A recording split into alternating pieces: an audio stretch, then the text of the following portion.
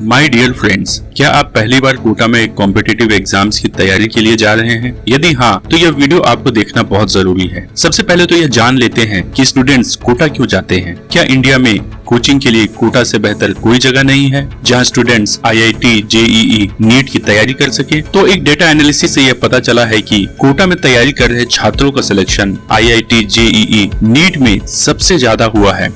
इसलिए स्टूडेंट्स सबसे ज्यादा कोटा आते हैं जेईई, नीट क्रैक करने के लिए। तो चलिए दोस्तों, आज हम जान लेते हैं कि कोटा जाने के बाद आपको किन किन समस्याओं का सामना करना पड़ सकता है और इन समस्याओं से लड़ने के लिए क्या एक छात्र, एक स्टूडेंट पूर्ण रूप से तैयार है। सबसे पहला point, mental stress when you see the hoardings and posters. जैसे ही आप अपना कदम कोटा शहर में रखते हैं तो आपको कोचिंग के बड़े बड़े होर्डिंग्स व पोस्टर नजर आते हैं और इन होर्डिंग्स व पोस्टर में छात्र के फोटो के साथ उसका ऑल इंडिया रैंक दर्शाया जाता है कि यह छात्र हमारी कोचिंग संस्थान से एजुकेशन प्राप्त किया और इसका ऑल इंडिया रैंक इतना है। और बस यही से ही शुरुआत हो जाती है आपके मानसिक तनाव की, मेंटल स्ट्रेस की, क्योंकि आप जब उन होर्डिंग्स में ऑल इंडिया रैंक के छात्रों का फोटो देखते हैं तो आप अपने मन में यह सपने संजो लेते हैं कि मेरा भी फोटो एक दिन उस होर्डिंग्स या पोस्टर में होगा और बस यही से ही मेंटल स्ट्रेस की गाड़ी निकल पड़ती है अपने स्टेशन से। दूसरा point, mental stress when you do not get admission in best coaching institute. हर छात्र की इच्छा होती है कि वह सबसे बेस्ट कोचिंग इंस्टीट्यूट में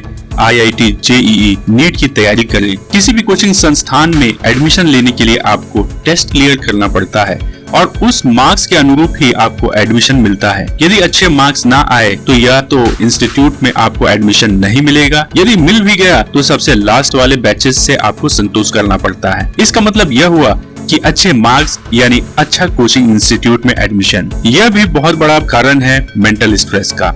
तीसरा point, stress related to accommodation. मान लीजिए कि अब आपका एडमिशन आपके मनपसंद कोचिंग संस्थान में हो जाता है तो बात आती है एकोमोडेशन की। आपका हमेशा यही प्रयास रहता है कि मुझे जिस कोचिंग संस्थान में एडमिशन मिला है उसके पास ही आपको किराए से रहने के लिए जगह मिल जाए। कोचिंग इंस्टीट्यूट के पास किराए का मकान के लिए हो सकता है कि आपको अपने जेब से एक्स्ट्रा पे करना पड़े। चौथा पॉइंट, फिजिकल स्ट्रेस। चौथी समस्या आती है यहाँ के वातावरण, एनवायरनमेंट में ढलने की, क्योंकि इस शहर में देश के अलग अलग कोने से छात्र आते हैं पढ़ने के लिए और वहाँ के एनवायरनमेंट कंडीशंस अलग होते हैं। तो आपको यहाँ के वातावरण में एडजस्ट करना, अडेप्ट करना पड़ता है, जो आपके लिए कुछ दिन बहुत कठिन होता है। जब आप अपने घर में होते हैं तो आपको घर का बना हुआ खाना आसानी से उपलब्ध हो जाता है, लेकिन इस कोटा शहर में आपको वह खाना पड़ता है जो यहाँ मिलता है, जो आपके लिए फिजिकल तौर पर स्ट्रेस पैदा करता है। बहुत सारे स्टूडेंट्स से कंप्लेन होता है कि यहाँ का जो वाटर है, पानी है, वह बहुत हार्ड है, तो इसके लिए भी आपको पहले से ही प्रिपेयर होना पड़ता है। यदि आपने अपने आप को एडजस्ट नहीं किया तो हो सकता है आप फिजिकली वीक हो जाएं और आपकी तबीयत खराब हो जाए। फिर क्या, आप फिर से एक बार पढ़ाई में पीछे हो सकते हैं। इसलिए यहाँ पर समय पर उठना, सोना और खाना बहुत जरूरी है। Use of nicotine. कोटा शहर में हर प्रकार के छात्र आते हैं। कुछ पूर्ण रूप से डेडिकेटेड होते हैं कि वह जिस कार्य के लिए यहाँ आए हुए हैं बस उनको वही करना है, लेकिन यह शहर बनने और बिगड़ने दोनों के लिए ही है। यह तो जान लिया आपने कि कोटा शहर स्ट्रेस का घर है। बहुत सारे बच्चे अपनी स्ट्रेस को दूर करने के लिए निकोटीन का सहारा लेते हैं, जैसे कि सिगरेट, टोबैको या अन्य नशीली पदार्थ जो यहाँ पर आसानी से उपलब्ध हो जाता है, और कुछ तो अल्कोहल भी लेना चालू कर देते हैं। यदि आप वहाँ जा रहे हैं तो इन सब चीजों से आपको दूर रहना है। छठा point, attraction towards opposite sex. Teenagers एक ऐसा एज है जिस समय अपोजिट सेक्स के प्रति अट्रैक्शन ज्यादा होता है।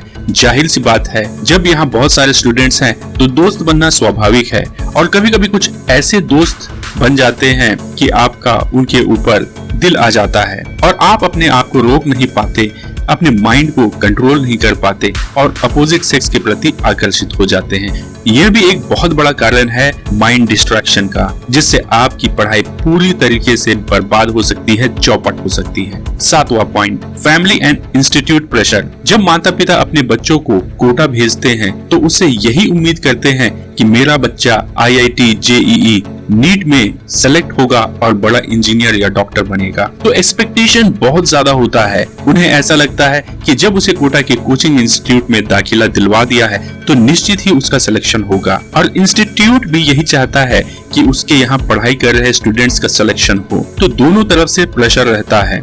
यह भी एक बहुत बड़ा कारण है स्ट्रेस का।